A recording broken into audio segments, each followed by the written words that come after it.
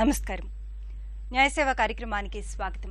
ఇవాల్టి మన అంశం ఆస్తి హక్కులు న్యాయ సహాయం. ఈ అంశంపై సలహాలు సూచనలు అందించడానికి మనతో పాటు ఉన్నారు 3వ అదనపు జిల్లా జడ్జి రంగారెడ్డి జిల్లా కోర్టు శ్రీ డి హేమంత్ కుమార్ గారు, అలాగే న్యాయవాది శ్రీ కె బాలకృష్ణ గారు. వారిచ్చే విలువైన సలహాలు సూచనలు స్వీకరించే ముందుగా ఈ అంశానికి చెందిన ఒక కథనాన్ని చూద్దాం.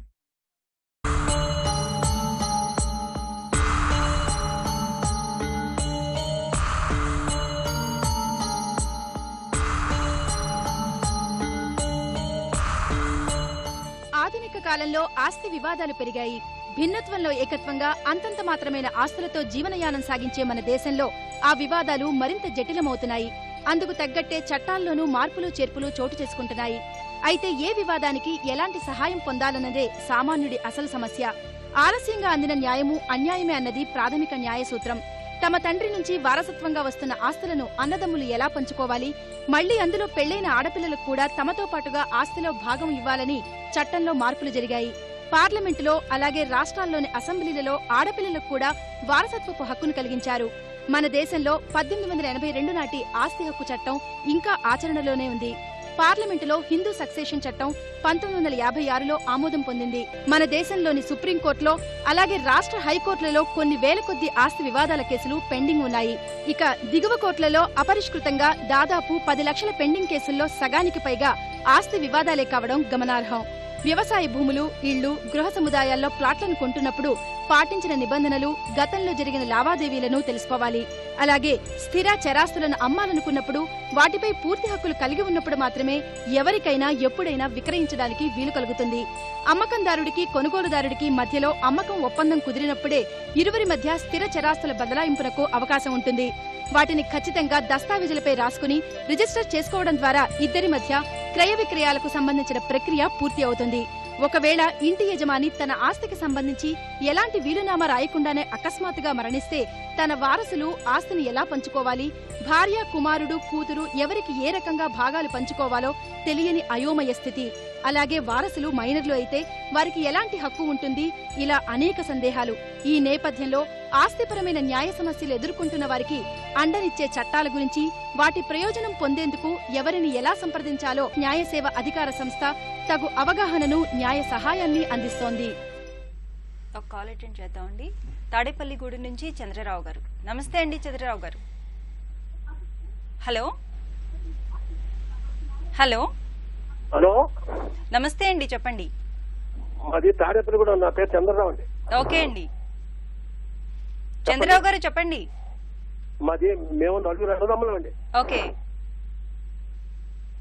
చంద్రరావు గారు, మీరు గట్టిగా మాట్లాడాలి, టీవీ చూస్తూ మాట్లాడొద్దు. మేము 4 అన్నదమ్ములం అండి. ఎప్పుడో 82లో పంచుకున్నామండి మా ఆస్తులు, మా నాన్నగారే. ఓకే, ఏమండి వినిపిస్తోందండి, చెప్పండి. అయితే మా నలుగురు కూడా ఎవరి కాళ్ళు వ్యవసాయం చేసుకున్నామండి. ఏంటో చెప్తున్నారు, కూర్చోండి. చేసుకుంటామండి. చేసుకునేటప్పుడు నాకు 6 సెంట్లు పొలం ఉందండి. అండి 6 సెంట్లు పొలం ఉందండి. అది ఇప్పటి వరకు నేను ఎంజాయ్ చేసుకుంటున్నానండి. అందులో మా తమ్ముడు ఏం చేశాడంటే ఈ సంవత్సరం గుర్తించాడు. ఓకే లాయర్ గారు, అంటే కాల్ కట్ అయింది. ఆయన చెప్పేది ఏంటంటే 6 సెంట్లు ఈయన సాగు చేసుకుంటున్నారు, మధ్యలో వాళ్ళ తమ్ముడు వచ్చి ఆక్రమించుకున్నట్టున్నాడు అంటున్నారు. ఈయన చెప్పిన దాని ప్రకారంగా ప్రాపర్టీ డివైడ్ అయిపోయిందని చెప్పారండి. ప్రాపర్టీ డివైడ్ అయిపోయిందంటే 82లోనే డివైడ్ అయిపోయింది చెప్పారు. ఈయన భాగానికి ఏం షేర్ వచ్చిందో దానిలో 82 నుంచి ఆయన సాగు చేస్తుంటారు కాబట్టి పహానీస్ లో లేకపోతే అడంగల్ అంటారు, వీటిల్లో దానికి సంబంధించినటువంటి రెలవెంట్ ఎంట్రీస్ అన్ని కూడా చేసి ఉంటారు. కాబట్టి ఆయన క్లియర్ గా ప్రూవ్ చేసుకోవచ్చు. అండ్ ఇలా ఏ హక్కు లేకుండా అతను కనుక ఇంటర్ఫియర్ అవుతే సివిల్ కోర్టుకి వెళ్ళి ఇంజంక్షన్ అనేది తీసుకునేటటువంటి ఛాన్స్ ఉందండి. అటువంటి వాటిని కోర్ట్స్ ఎంటర్టైన్ చేస్తాయి. అయితే ఇది బ్రదర్స్ మధ్యలో వ్యవహారం కాబట్టి సామరస్యంగానే, ఒకసారి మిస్టేకన్ ఇంప్రెషన్లో కూడా ఇది చేస్తూ ఉంటారు. ఆ రకంగా చేసుకుంటే చాలా బాగుంటుంది. ఇక్కడ ఒక విషయం ఏంటంటే 82లో పంచుకున్నారన్నారు కానీ అది మరి ఓరల్ పార్టీషనా లేదా రాతపూర్వకంగా ఉందా అనేటువంటిది ఒకటి ఇంపార్టెంట్ ఆస్పెక్ట్ అండి. ఎందుకంటే తండ్రి పిల్లలు కలిసి మౌఖికంగా అంటే ఓరల్ పార్టీషన్ కూడా చేసుకోవచ్చు. మరి ఆ ఆస్పెక్ట్ లో ఉంటే రాతపూర్వకంగా అయింది అనుకోండి, ఆ సంబంధిత రెవెన్యూ రికార్డ్స్లోనూ వాటిలోనూ కూడా మన పేర్లు నమోదు చేయించుకోవాల్సి వస్తుంది. అలా చేయించుకున్నప్పుడు దాని తర్వాత నుంచి మనం సాగుదారుగాను ఓనర్గా ఉన్నట్టుగా ఆ రెవెన్యూ రికార్డ్స్లో ఉంటుంది. అలాంటివి ఉన్నప్పుడు ఆటోమేటిక్గా ఆ పహాణీ కాపీస్ అవి తీసుకుంటే మీరు దౌర్జన్యంగా రావటం అనేటువంటిది ఉండదు. రెండో ఆస్పెక్ట్ వచ్చేసరికి 6 సెంట్ల భూమి మరి వీరు తండ్రి గారి నుంచి పంచుకున్న దాంట్లోంచి వచ్చిందా, లేదు వీరికి ఏమన్నా భార్య ద్వారా కానీ లేదంటే ఇంకా ఈయన స్వార్జితంగా వచ్చిందా అనేటువంటి ఆస్పెక్ట్ కూడా వారు క్లారిటీ ఇవ్వలేదు. కాబట్టి అలాంటి విషయాల మీద ఉంటే మనం సలహా చెప్పడానికి ఉంటుంది. ఏది ఏమైనా సమస్య వచ్చినప్పుడు మన బాలకృష్ణ గారు చెప్పినట్టుగా ఆవేశకావేశాలు లోన్ అయ్యి వెంటనే కేసులు వేసుకోకుండా ప్రిలిమినరీ పిఎల్సి అని చెప్పేసి ఉంటుంది. తాడేపల్లిగూడెంలో అక్కడ న్యాయ సేవాధికార సంస్థ ఉంది, సబ్ జడ్జి గారి లెవెల్లో ఉన్నారు. అక్కడికి వెళ్ళి ఒక పిటిషన్ అనేది ఇస్తే మీ సోదరులను కూడా పిలిపించి సమస్య తగు పరిష్కారం అవడానికి చూస్తారు. అది కాకపోతే అప్పుడు మళ్ళీ దావా వేసుకోవడానికి కాగితాలు ఏం కావాలి, ఉచితంగా న్యాయవాదిని కూడా ఇస్తారు. మరో కాల్ అటెండ్ చేద్దామండి. హైదరాబాద్ నుంచి రాము గారు. నమస్తే అండి రాము గారు, చెప్పండి. హలో అండి, చెప్పండి. మా మమ్మీ డాడీ ఇద్దరిదండి ప్రాపర్టీ. వాళ్ళిద్దరు అంటే వాళ్ళిద్దరు కష్టపడి సంపాదించారు ప్రాపర్టీ. అది ఊర్లో అది 2 acres ల్యాండ్ అది. అయితే తర్వాత మధ్యలో మా నాన్నగారు చనిపోయారు. చనిపోయిన తర్వాత మా మమ్మీ ఆటోమేటిక్ గా ఆమె ఆ పేరు మీద పాస్బుక్ చేయించుకుంది. చేయించుకున్న 2 years తర్వాత ల్యాండ్ అమ్మేసిందండి ఆమె వేరే అదర్ పార్టీకి. సో అది ఎలా అంటే మేమేమైనా ఇప్పుడు ఫైట్ చేసాం దాని మీద, మాకేమైనా హక్కు ఉందా? సేమ్ డీడ్ కానీ అవన్నీ నేనైతే ఏం చేయలేదండి. మేము చిన్న ఇంట్లో మేము 5 అన్నదమ్ములం. అది ఏమన్నా ట్రై చేసుకోవచ్చా మేమేమైనా ఇప్పుడు? ఇక్కడ మీరే చెప్పారు అది అమ్మా నాన్న స్వార్జితంగా సంపాదించుకున్నటువంటి ఆస్తి అని చెప్పేసి. అవునండి. స్వార్జితంగా సంపాదించుకున్నటువంటి ఆస్తిలో వాళ్ళకి హక్కులు ఉంటాయి. అది వారసత్వంగా వచ్చేది అయితే మీకు హక్కు వస్తుంది. అందులో మీరు 5 అన్నదమ్ములు అని చెప్పారు. సో మీ అమ్మగారు అమ్మటంలో మీ కుటుంబ పోషణ కోసం అని చెప్పేసి, మీ యొక్క వెల్ఫేర్ కోసం అని చెప్పేసి అమ్మి ఉండొచ్చు. కాబట్టి దాంట్లో మీరు అమ్మేసిన విషయం ఎంతకాలం అయింది ఏమిటి మిగతా వివరాలు కూడా లేవు. మీకు దాని మీద హక్కు వచ్చేటువంటి అవకాశాలు చాలా తక్కువగా ఉన్నాయండి, అది స్వార్జితమైనప్పుడు. మరో కాల్ అటెండ్ చేద్దామండి. ప్రవీణ్ హైదరాబాద్ నుంచి. నమస్తే అండి ప్రవీణ్ గారు, చెప్పండి. నమస్కారం అండి, నేను హైదరాబాద్ నుంచి మాట్లాడుతున్నానండి. యాక్చువల్లీ నాకు మధ్యలో నేను 10 years నుంచి జాబ్ చేస్తున్నాను. జాబ్ లో ఉండగా నాకు యాక్సిడెంట్ అయ్యి నేను హ్యాండిక్యాప్డ్ అయ్యానండి. సో నేను జాబ్ రోజు చేసేంత వరకు కూడా బాగానే ఉండేను. వన్స్ నేను హ్యాండిక్యాప్ కాగానే మా ఫాదర్ నన్ను ఇంట్లోకి వెళ్ళి ఎలగొట్టేసి అంత కావాలని ఫాల్స్ కేసెస్ పెట్టుకుంటా ఈ ఆస్తి అంతా కూడా ఈ ₹1 నా కష్టార్జితము నేను మొత్తం పెద్ద కొడుకు ఇచ్చుకుంటాను, నీకు ₹1 అని చెప్పి ఇంటికి ఎలగొట్టేసి ఇది చేస్తున్నారండి. ఇప్పుడు నాకు ఎట్లాంటి హక్కులు ఉంటాయి దాని మీద యాజ్ అ హ్యాండిక్యాప్డ్? ఓకే, అది మీ నాన్నగారి స్వార్జితం అండి? స్వార్జితం అంటే అందులో మా తాతగారు ఆస్తి అమ్మి అందులో కట్టాడండి. అందులో నేను సంపాదించింది కూడా పెట్టానండి అందులో. బట్ నాకు అప్పుడు as a father I believed him and ఏంటంటే దానికి ఇట్లాంటి ప్రూఫ్స్ కూడా నేను పెట్టుకోలేదు యాజ్ ఎ ఫాదర్ కదా అని చెప్పి. ఇప్పుడు అంటారు అసలు నువ్వు ₹1 ఇవ్వలేదు ఏం లేదు చెప్పి అన్ని రాంగ్ కేసెస్ ఫాల్స్ కేసెస్ అని పెట్టుకుంటా నా మీద ఇంట్లోకి వెళ్ళి గెంటేసి మ్యానిపులేషన్. అర్థమైందండి బాలకృష్ణ గారు. అయితే ఇది ఈయన కాంట్రిబ్యూషన్ ఏదైతే ఉందో ఫ్యామిలీ కోసం ఆ పర్టికులర్ ఆస్పెక్ట్స్ అన్ని నేను ప్రూవ్ చేయాల్సినటువంటి అవసరం ఉంటుందండి. అండ్ మోరోవర్ సిమిలర్లీ వాళ్ళ ఫాదర్ మీద కూడా బర్డన్ ఉంటుంది. That onus lies on his father. అంటే అన్లెస్ ఈ discharges it is presume that కామన్గా ఉన్నటువంటి అదే వీళ్ళ తాతగారు ఆస్తనుకోండి. So then it goes by regular మన దీనికి సంబంధించినట్టు హిందూ వారసత్వ చట్టాల ప్రకారం ఏ రకంగా. అయితే ఇతని ఏవేవైతే కాంట్రిబ్యూట్ చేశాడో వాటన్నిటినీ చూపెట్టి కామన్ న్యూక్లియస్గా కనుక ఫామ్ అయ్యి ఉంటే దాన్ని చూపెట్టి మాకు నేను కాంట్రిబ్యూట్ చేసినవన్నీ it had form common pool అని చెప్పి దానికి తగ్గట్టుగా షేర్ డివైడ్ చేసుకోవాల్సినటువంటి నీడ్ ఉందండి. అంతేకాకుండా ఇంకో పాయింట్ చెప్పారు ఆయన, వారసత్వంగా వాళ్ళ తాతగారి ఆస్తి నమ్మి ఈయన ఇన్వెస్ట్ మళ్ళీ ఇంకొక దాంట్లో ఇన్వెస్ట్ చేశారు. అదే దాన్ని కూడా అందుకోసం ఆస్పెక్ట్ ని ఎస్టాబ్లిష్ చేయవలసి ఉంటుందండి. ఇప్పుడు ఒకటి వారికి ముందుగా చెప్పవలసింది ఏంటంటే, మీరు ఫిజికల్లీ డిజేబుల్డ్ కాబట్టి మీకు హక్కు రాదు అనేటువంటి విషయం అవాస్తవం. కాబట్టి మీరు ఆ నోషన్ని బుర్రలోంచి తీసేసేయండి. ఎందుకంటే మీరు యాజ్ ఎ సన్గా మీకు మీ అన్నగారికి ఎంత అయితే వస్తుందో అంతా మీకు వస్తుంది. అంతేగాని నాకేదో యాక్సిడెంట్ అయింది, నేను హ్యాండిక్యాప్డ్ కాబట్టి దానివల్ల మా నాన్నగారు తీసేశారు అనేటువంటిది చట్టపరంగా అలాంటివి ఏమీ లేవు.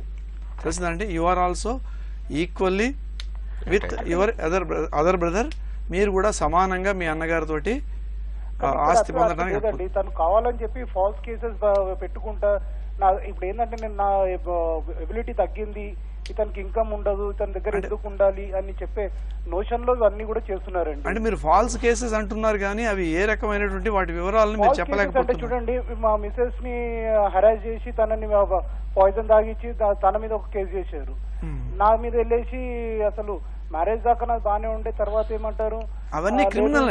రూపాయి ఇవ్వలేదండి మాకు. ఆ కేసులన్నీ కూడా క్రిమినల్ కేసులు. క్రిమినల్ కేసులతోటి అంటే దీన్ని బట్టి ఏమర్థం అవుతుందంటే మీ మధ్య సరి అయినటువంటి అవగాహన లేదు, మనస్పర్ధలు ఉన్నాయి అనేటువంటి విషయం తేటతెల్లం అవుతుంది.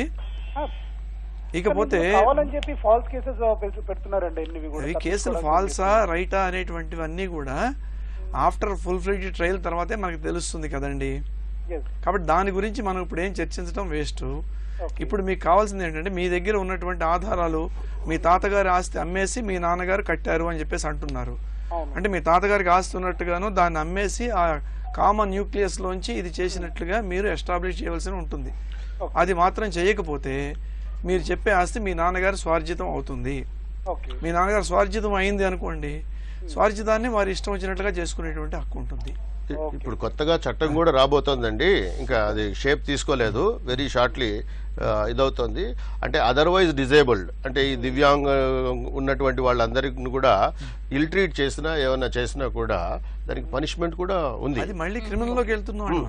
ఇక్కడ వచ్చేసరికి మన సివిల్ లోకి వచ్చేసరికి వారికి రిలీఫ్ ఏమిటి అంటే ఉన్నది, మీరు అన్ని కాగితాలు తీసుకుని మనకి హైదరాబాద్ సిటీ సివిల్ కోర్టులో న్యాయ సేవాధికార సంస్థ దగ్గరికి వెళ్ళండి.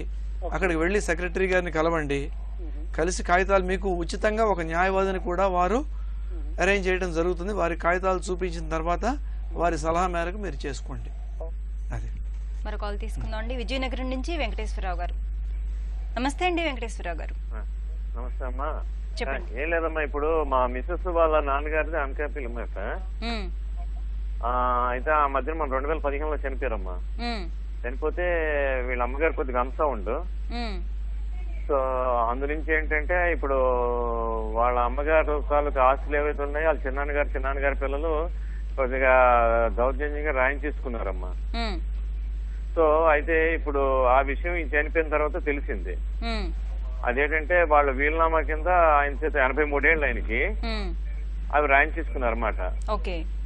సో ఇప్పుడు ఏంటంటే అది మేము వాళ్ళు అడిగే మాట, మేము అడిగితే మాకు సంబంధం లేదని వాళ్ళ అమ్మగారిని కూడా తోసేశారు బయటికి.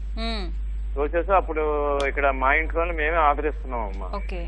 మా మామగారికి మా మిస్సెస్ ఒక్కరితే కూతురు మాట. ఆయన సంపాదించిన ఆస్తులు అంటే వాళ్ళ నాన్నగారు షాప్ నుంచి వచ్చారు, ఆయన అన్నదమ్ములను. సో ఈయన తాలూకా సంపాదించిన ఆస్తులన్నీ కూడా వాళ్ళు అన్యాయంగా రాయించేసుకున్నారు. ఇప్పుడు మేము అడిగితే ఆయనే రాసిచ్చారనేసి వాళ్ళు అబద్ధాలు ఆడుతున్నారు అన్నమాట అమ్మ. ఇంకోటి ఏంటంటే ఇప్పుడు ఈ ఆవిడ కొద్దిగా అన్సౌండ్ కూడాను. సో ఇప్పుడు మేమేంటంటే మేము ఏమడిగామంటే కేసును మేము వేసామమ్మా అక్కడ కోర్టులో. అయితే ఇప్పుడు మేము అడిగామంటే అందాల మేము మెయింటెనెన్స్ అది మేము ఇవ్వమని చెప్పామమ్మా. మెయింటెనెన్స్ ను ఈ కోర్టు గురించి సంబంధించి మాకు ఎటువంటి న్యాయం జరుగుతుందని ఈ రెండు గురించి మేము మాట్లాడుతున్నాము. ఒకటి, కోర్టులో పెండింగ్ లో ఉన్నటువంటి కేసు గురించి నేను ఇప్పుడు చెప్పడం అనేటువంటిది సరికాదు. నేను మిగతా వివరాలు లేకుండా చెప్పలేను కాబట్టి ఆ విషయాన్ని పక్కకు పెడదామండి. రెండో విషయం వచ్చేసరికి మీ మామయ్య గారికి మీ భార్య గారు ఒక్కరే కూతురు అని చెప్పేసి అంటున్నారు. కాబట్టి మీ భార్య గారికి ఆ ఆస్తిలో హక్కు అనేది ఖచ్చితంగా వస్తుంది. రెండోది మీరేమన్నారు, మీ మామగారితో వీలునామా రాయించుకున్నారు అని చెప్పి చెబుతున్నారు. కాబట్టి మీరు మోస్ట్ ప్రాబబ్లీ ఏం చేసి ఉండాలి, ఆ వీలునామా చెల్లదు, అది ఫోర్జ్డ్ ఫ్యాబ్రికేటెడ్ అనేటువంటి ప్లీ తోటి మీరు దావా వేసి ఉండాలి. అవును సార్. కాబట్టి దాన్ని మీరు ఎస్టాబ్లిష్ చేసుకోగలిగేటట్లయితే తప్పకుండా మీకు ఆస్తి హక్కు వచ్చేటువంటిది ఉంటుందండి. ఇక మీ అత్తగారికి మెయింటెనెన్స్ గురించి అని చెప్పేసి అంటున్నారు. మీ అత్తగారికి మెయింటెనెన్స్ అంటే ఈ వీలునామా నిజమైంది అవునా కాదా అనేటువంటిది చూస్తే తప్ప వచ్చేటువంటి అవకాశం ఉండదు. ఎందుకంటే వాళ్ళు క్లాస్ 2 హెయిర్స్ కింద వస్తారు తప్పితే క్లాస్ 1 హెయిర్స్ కింద రారు. ఎందుకంటే మీ పినమామ గారు మీ పినమామ గారి పిల్లలు వాళ్ళు ఏ రకంగా చూసినా కూడా మనకి క్లాస్ 1 లీగల్ హెయిర్స్ లోకి రారండి. కాబట్టి ఈ విషయాలన్నీ కూడా మీరు పరిగణలోకి తీసుకోండి. తీసుకుని అనకాపల్లిలో ఉన్నటువంటి సెక్రటరీ గారి దగ్గరికి వెళ్ళండి. అంటే ఆల్రెడీ మీ కేసు ఒకటి పెండింగ్ లో ఉంది కాబట్టి ఈ మెయింటెనెన్స్ గురించి ఈవిడ్ని ఒకటి మీ అత్తయ్య గారితో ఒక అప్లికేషన్ పెట్టించండి. పెట్టిస్తే ఏమన్నా దాన్ని బట్టి కేసు పెండింగ్ ఉంది కాబట్టి మోస్ట్ ప్రాబబ్లీ వాళ్ళు కూడా ఒప్పుకోకపోవచ్చు. ఎందుకంటే ఒకవేళ ఇచ్చాము అంటే రేపు మనం ఒప్పుకున్నట్టు అవుతుంది అనేటువంటి భయం వాళ్ళకు కూడా ఉంటుంది. కాబట్టి దాని మీద మనం ఇప్పుడు ఆర్డీఓ దానికి ఇప్పుడు ఈ మధ్యనేమో వాళ్ళకి రైట్స్ ఇచ్చారు దీని గురించి అని అంటున్నారు సార్. అది అందాక నిజం? ఏ రైట్స్? ఒక చట్టమే ఉందండి, అది కాదు senior citizens the senior citizens చట్టం అని చెప్పేసి ఒకటి ఉందండి. ఇప్పుడు మా మేనత్త గారికి ఎవరూ లేరు అనుకోండి, ఆవిడకి ఆస్తి ఉంది, ఆవిడ నేను చూస్తానని ప్రామిస్ చేసి ఆవిడ ఆస్తిని రాయించుకున్నాను, ఆవిడని చూడకుండా బయటికి గెంటేశాను. అప్పుడు ఏంటంటే ఆవిడ సివిల్ కోర్టులోకి వెళ్ళక్కర్లేకుండా డైరెక్ట్ గా ఆర్డీఓ గారి దగ్గరికి వెళ్తే ఆర్డీఓ గారు ఆవిడ రాసినటువంటి డాక్యుమెంట్ ని క్యాన్సిల్ చేసి ఆవిడకి చేసేటువంటి హక్కు అయినా ఉంది, లేదు నన్ను వాడికి భరణాన్ని చెల్లించమని చెప్పేటువంటి హక్కు అయినా ఆ చట్టం ఉందండి. కానీ ఇప్పుడు ఆ చట్టం మీకు ఏ రకంగానూ అమల్లోకి రాదు. ఎందుకంటే ఆ వీలునామాను ఆ ఆస్తి తగాదాలు అవి ఉన్నాయి కాబట్టి. అది అంటే ఇప్పుడు ఆర్డీఓ దాంట్లో మనం పెట్టుకుని అవ్వదు సార్. ఇప్పుడైతే ఆర్డీఓ గారు ప్రయత్నం చేయండి. కానీ మీరు చెప్పినట్టు సివిల్ కేసు లిటిగేషన్ ఉంది ఒకటండి. ఒక కోర్టులో ఒక కేసు లిటిగేషన్ సివిల్ది ఉంది అంటే ఎవరు కూడా సాధ్యమైనంత వరకు దాన్ని ఎంటర్టైన్ చేయడానికి ఇష్టపడరు. ఎందుకంటే ఎక్కడ ఏది కంటెంప్ట్ అవుతుందో ఏమవుతుందో దాని డీటెయిల్స్ ఏమి తెలియకుండా దాని మీదట మనం ఇప్పుడు చెప్పడం అంటే అది సరిగా ఉండదని చెప్పేసి అండి. అయితే ఇప్పుడు ఈవిడ గురించి మనం ఇంకేమీ చేయలేమని మీరు నిరాశ పడకండి. మీ దగ్గర ఉన్న కాగితాలు సివిల్ కేసు ఆల్రెడీ నడుస్తూ ఉంది గారు వాళ్ళ నాన్నగారు సెల్ఫ్ ఎక్వైర్డ్ ఉంటే అది కూడా ఈయన పేరు మీద రాశారు. ఆయన తమ ఇద్దరు పిల్లల మీద. ఈయన ఏం చేశారంటే ఆయన పార్ట్ ఏదైతే ఉందో యాన్సెస్టర్ ప్రాపర్టీ అది కూడా వాళ్ళు రాయించుకున్నారండి. అవునండి, అదే వీలునామా ద్వారా రాయించుకున్నారు అని మీరు అంటున్నారు. అది ఏ సంవత్సరం జరిగిందో కూడా మీరు చెప్పటం లేదు. 2013 సార్. మీకు ఎప్పుడు తెలిసింది ఆ విషయం?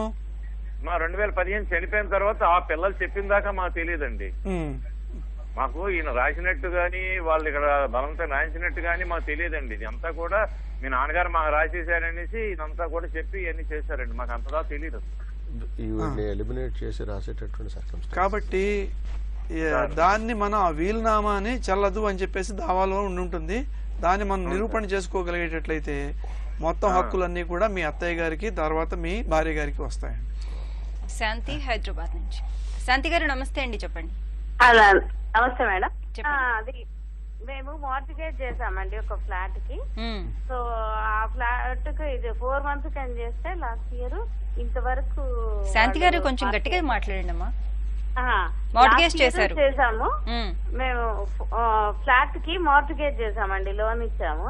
అయితే వాళ్ళు మాకు ఇంతవరకు రిటర్న్ ఇవ్వట్లేదు, మనీ రిటర్న్ ఇవ్వట్లేదు, మళ్ళీ ఫ్లాట్ కూడా హ్యాండ్ ఓవర్ చేయట్లేదు. సో మేము ఎలా వెళ్ళాలి కోర్టుకి? ఇప్పటికి 3 years అవుతుంది. యాక్చువల్లీ 4 months కనే చేసాము. బాలకృష్ణ గారు, మీరు ఎలా ఇప్పుడు మీరు ఎలా ప్రొసీడ్ అవ్వాలి? అంటే మీరు మనీ లెండ్ లాంటివి చేశారు, అంటే హ్యాండ్ లోన్ కానీ అడ్వాన్స్ చేయటం కానీ చేశారు. ఇవన్నీ కూడా సివిల్ మనీ రికవరీ ఏ రకంగా ఉంటాయో ఆ రకంగా చేసుకోవాలి. అయితే మార్టిగేజ్ చేశారు కాబట్టి ఒక మార్టిగేజ్ సూట్ అని ఆర్డర్ 34 ప్రకారంగా మీరు లాయర్ని కన్సల్ట్ చేసి మీరు సూట్ ఇన్స్టిట్యూట్ చేసుకోవచ్చు. అయితే దీనికంటే కూడా ముందర మీరు మీడియేషన్ సెంటర్స్ కూడా ఉన్నాయి హైదరాబాద్లో. ఈ ప్రాపర్టీ హైదరాబాద్లో ఉందండి? అవునండి. అయితే ఆ మీడియేషన్ సెంటర్స్ అంటే సార్ ఇంతకు ముందు చెప్పినట్టుగా జడ్జి గారు ప్రీ లిటిగేషన్ కేసు అని ఉంది. మీరు అక్కడ కనుక ఒక అప్లికేషన్ ఇస్తే వాళ్ళు మీ దగ్గర కోర్ట్ ఫీ అలాంటివన్నీ ఏం తీసుకోరు. వాళ్ళు అవతల వాళ్ళకి ఇంటిమేషన్ పంపిస్తారు. కాబట్టి వాళ్ళు వచ్చిన తర్వాత కొంచెం ఒక్కోసారి సామరస్యంగా మాట్లాడుకుని సెటిల్ చేసుకోండి అని కూడా చెప్తారు. కాబట్టి న్యూట్రల్ పర్సన్స్ ఉంటారు. కాబట్టి మీకు కొంచెం సెటిల్ అయ్యే ఛాన్స్ కూడా ఉంటుంది. అది మన సిటీ సివిల్ కోర్ట్ హైదరాబాద్లోనే ఉందండి. ఈ ప్రాపర్టీ అక్కడ ఉంటే కనుక అక్కడికి వెళ్ళాలి. రంగారెడ్డిలో ప్రాపర్టీ అయితే కనుక రంగారెడ్డిలో కూడా లీగల్ సర్వీస్ అథారిటీ ఉంది. అక్కడ వాళ్ళ దగ్గర మీరు పిఎల్సి అని కనుక ఒక అప్లికేషన్ పెట్టుకుంటే వాళ్ళు కొంచెం మీ మధ్యలో సామరస్యంగా పరిష్కరించే ఛాన్స్ కూడా ఉందండి. ఇంకోటి శాంతి గారు, మీరు మార్టిగేజీ డాక్యుమెంట్ రాయించుకున్నారా? రాయించుకున్నామంటే మార్టిగేజ్ సబ్ రిజిస్టర్ ఆఫీస్ లో కూడా రిజిస్ట్రేషన్ చేయించాం. అవును, పొసెషన్ గురించి మీరు స్వాధీనం చేయడానికి గురించి ఏం రాయించుకోలేదు కదా? రాయించుకోనప్పుడు మీరు స్వాధీనం అడిగితే మీకు స్వాధీనం రాదు. First point. ఎందుకంటే మీరు సింపుల్ మార్టిగేజీ చేయించుకున్నారు కాబట్టి వారికి ఒక నోటీస్ ఇచ్చి కాలం అనుకున్నటువంటి కాలం జరిగిపోయింది కాబట్టి డబ్బులు ఇవ్వమని చెప్పేసి మీరు రాతపూర్వకంగా అయినా లేదు అంటే ఒక లాయర్ గారి ద్వారా అయినా ఒక నోటీస్ అనేది ఇస్తే దాని నుంచి వచ్చినటువంటి సమాధానాన్ని బట్టి మన బాలకృష్ణ గారు చెప్పినట్టుగా మీడియేషన్ సెంటర్కి కానీ ప్రీ లిటిగేషన్కి కానీ వేసుకుంటే సరిపోతుందండి. అంటే మాకు 4 months ఇచ్చాడండి. అవునమ్మా, దాంట్లో టైం 4 నెలలు పెట్టుకున్నారు. ఇప్పుడు మీరు స్వాధీనం అడిగితే స్వాధీనం చేయడానికి ఏ రకమైనటువంటి డాక్యుమెంట్లు కూడా లేదు కదా? రాయలేదు కాబట్టి మీరు ఓన్లీ ఇప్పుడు మీకున్న ఆప్షన్ ఏంటంటే ఇచ్చినటువంటి డబ్బుని తిరిగి రాబట్టుకోవడం, వడ్డీతో సహా రాబట్టుకోవడం అనేటువంటిదే చేయటం. ఇప్పుడు మీకు అనుకూలమైన తీర్పు అనేది వస్తే ఆ ప్రాపర్టీ మీద మీరు మిగతా చర్యలు ఎగ్జిక్యూషన్ వెళ్ళడానికి అటాచ్మెంట్ అవి చేసుకోవడానికి హక్కు ఉంటుంది. అంటే మళ్ళీ వాళ్ళు ఫర్దర్గా ఎవరికి అమ్మేసేయకుండా మళ్ళీ వారు బ్యాంకులో లోన్ తీసుకోవడానికి అలాంటివి చేయకుండా చేసుకోవచ్చు అనమాట. సరేనండి. మరి అతను బిల్డర్ మాత్రమే. అమ్మ ఎవరైనా కూడా నేను చెప్పేది ఏంటంటే మీరు ఈ కాగితం జిరాక్స్ పెట్టి ఒక లెటర్ రాసినా కూడా అది నోటీస్తో సమానంగా పరిగణించవచ్చు. వకీల్ గారి దగ్గరికి వెళ్ళవలసినటువంటి అవసరమే లేదు. మీరు కూడా చేయొచ్చు. లేదు మీరు కూడా రాతపూర్వకంగా ఇగో ఇవి జరిగింది ఫలానా రోజున వివరాలన్నీ కూడా దాంట్లో ఉంచి ఆ మార్టిగేజ్ జిరాక్స్ కాపీ కూడా ఆ నోటీస్తో పెట్టి పంపిస్తే ఒక 15 రోజులు టైం ఇచ్చి ఈ లోపల మీరు నాకు డబ్బులు ఇస్తే సరే, లేదంటే నేను దావా వేసుకోవాల్సి వస్తుంది అనే విషయాన్ని వారికి తెలియజేయచ్చు. అంతేగాని వారు మీకు స్వాధీనం చేస్తారు అనేటువంటిది మాత్రం జరగదు. వైజాగ్ నుంచి వెంకట్ గారు. నమస్తే అండి వెంకట్ గారు. నమస్తే మేడం. చెప్పండి మేడం. ఇలా మా నాన్నమ్మ గారికి వాళ్ళ మదర్ ఎకరం 30 సెంట్లు రాశారు మేడం. మా నాన్నమ్మ గారికి మొత్తం 4 పిల్లలు మేడం. మా నాన్నగారు ఇంకా 2 అన్నదమ్ములు, మా నాన్నగారు వాళ్ళ అక్క మేడం. మా నాన్నగారు వాళ్ళ అక్క అది ఆవిడకి మా నాన్నగారు వాళ్ళ అన్నదమ్ములు ఏంటంటే పండించుకొని సాగు చేసుకుంటున్నారు మేడం. మా నాన్నగారు వాళ్ళ అక్క వాళ్ళ హస్బెండ్. అది మా నాన్నగారు వాళ్ళ అక్క మొత్తం మా నాన్నగారు వాళ్ళ అన్నదమ్ములు అందరూ చనిపోయారు మేడం. ఇప్పుడు మా నాన్నగారు ఒకరే ఉన్నారు. మా నాన్నగారికి ఏంటంటే అప్పుడు అంతకు ముందు పండించేటప్పుడు ఏదో కొంత అలా ఇచ్చేవారండి. ఇప్పుడు ఏంటంటే అసలు ఏమీ ఇవ్వట్లేదు మేడం. ఇవ్వట్లేదు. మరి మా నాన్నగారు ఏమో మరి నా వాటాకి ఎకరం 30 సెంట్లో నా వాటాకి మరి నాది ఇవ్వండి, మరి నాకేం ఇవ్వట్లేదు కదా అని అడుగుతారు మేడం. జడ్జి గారు అంటే ఆస్తిలో దీంట్లో వాళ్ళ మా అమ్మగారి తల్లి గారి ఆస్తి అని చెప్పేసి అంటున్నారు. అంటే ఆవిడ పుట్టిన తరఫు నుంచి వచ్చిన స్త్రీధన అని చెప్పేసి. దాని తర్వాత వాళ్ళ నాయనమ్మ గారు ఏ రకమైన కాగితం రాశారు రాయలేదు అనే విషయం మీద వివరాలు లేవు. వీళ్ళ మేనత్త గారు ఆ పొలాన్ని సాగు చేస్తున్నారు. ఎంతకాలం నుంచి సాగు చేస్తున్నారు, ఏమిటి, దానికి సంబంధించిన కాగితాలు ఏమన్నా ఉన్నాయా అనేటువంటి విషయం తెలియలేదు. రెండోది మిగతా వీళ్ళ నాన్నగారు వాళ్ళు 5 అన్నదమ్ములు. ఆ 5 అన్నదమ్ములలో 4 చనిపోయారు. వీళ్ళ నాన్నగారు ఒక్కరే ఉన్నారు. అంటే వీళ్ళ నాన్నగారు ఇప్పుడు వాళ్ళ మేనత్త గారు కూడా చనిపోయినట్టున్నారు. మేనత్త గారి పిల్లలు సాగు చేస్తున్నారు.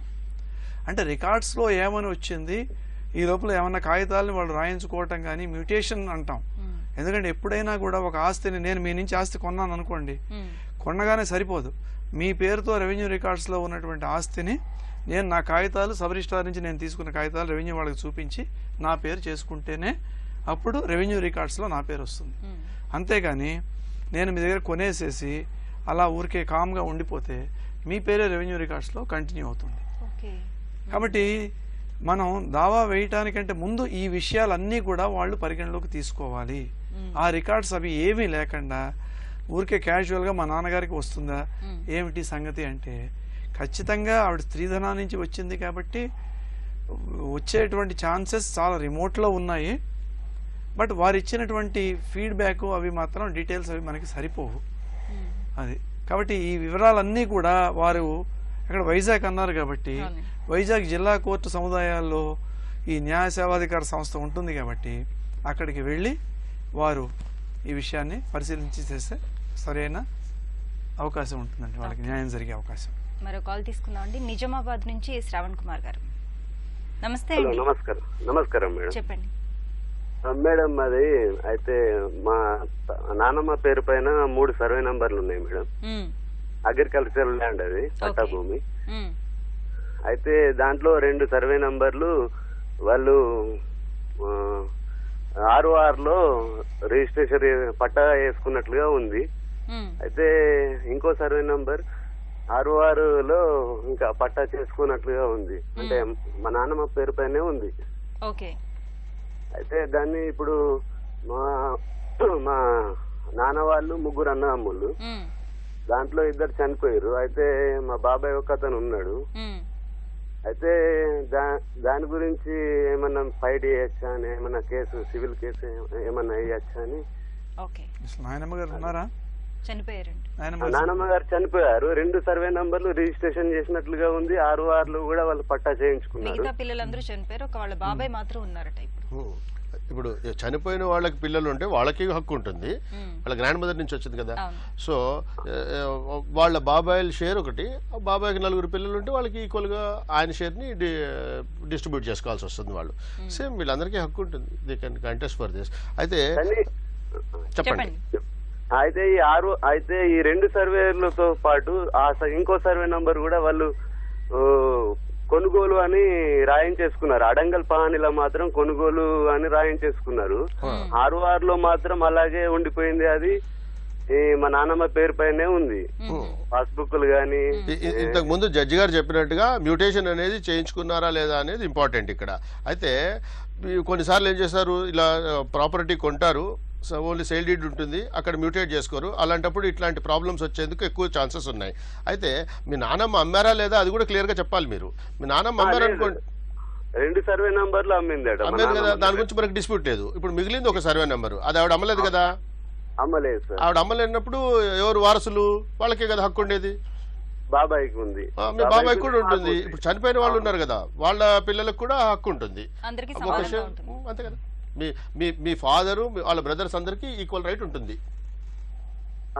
అది ఎట్లా సార్, ఎక్కడ కేసు వేయాలి? అది ఏంది అంటే కబ్జా చేసుకున్నారు దీన్ని కూడా. మొన్న ఈసీ తీయించినాం 3 సర్వే నంబర్. దాని మీద చాలా.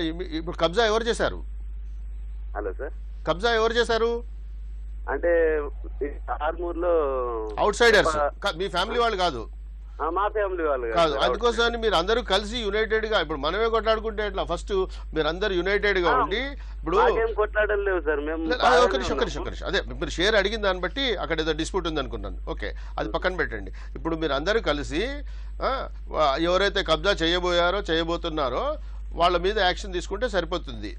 అది మీరు చేయాలి. మీరు రెవెన్యూ వాళ్ళకు కూడా ఇవన్నీ ఇన్ఫర్మేషన్ మీరు తహసీల్దార్కి వాళ్ళ దగ్గర అంతా ఒక అప్లికేషన్ పెట్టండి, ఇట్లా అని, ఇది మాకు సంబంధించినటువంటి ఆస్తి కాబట్టి ఎలాంటి వ్యవహారాలు దీనిలో డీల్ చేయకూడదని. ప్రజావాణి. అయితే సార్, అయితే ఏమైందంటే ఇది 25 years కింద 97లో 2 సర్వే అమ్మినట్లుగా ఈసీలో కనబడుతుంది. అది అమ్మేశారు కదా, దానికి నీకు డిస్ప్యూట్ లేదు కదా. ఈసీలో అమ్మేసాం, దాని గురించి మాకు సంబంధం లేదు. చెప్పండి. అమ్మ దాని గురించి అడిగితే వాళ్ళు మేము కొన్నామన్నట్లుగా, అంటే మేము ఈ 3వ సర్వే నెంబర్ సార్ చెప్తున్నారు జడ్జి గారు, దానిలో ఈసీలో అమ్మినట్టుగా ఉందా లేదా? ఈసీలో 2 సర్వేలు మాత్రమే అవును, మూడోది అమ్మలేదు, అందుకోసం లేదు. ఒక్కోసారి ఏమైపోతుంది, అన్రిజిస్టర్డ్ సేల్ డీడ్స్ కూడా ఎగ్జిక్యూట్ చేస్తారు, లేకపోతే కొంతమంది ఫ్యాబ్రికేట్ కూడా చేస్తారు. మీ కేసులో ఏమైందో మీరు అది ఒక్కసారి చాలా జాగ్రత్తగా చూడాలి. అయితే వాళ్ళు రికార్డ్ ఆఫ్ రైట్స్ లో మా నాన్నమ్మ పేరు ఉంది సార్, వాళ్ళు డిస్ప్యూట్ చేయండి. రాయించుకున్నారండి.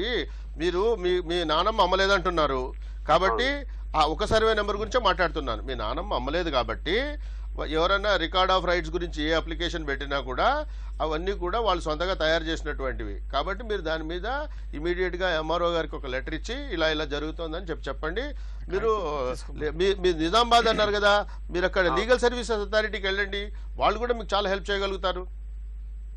కాగితాలు కూడా తీసుకోమనండి వాళ్ళని. Okay, thank you so much అండి. ఇప్పటి వరకు మనం ఆస్తి హక్కులు న్యాయ సహాయం ఈ అంశంపై సలహాలు సూచనలు స్వీకరించాం. వచ్చే శనివారం 9:30 న్యాయ సేవా కార్యక్రమంలో మళ్ళీ కలుసుకుందాం. అంతవరకు సెలవు. నమస్కారం.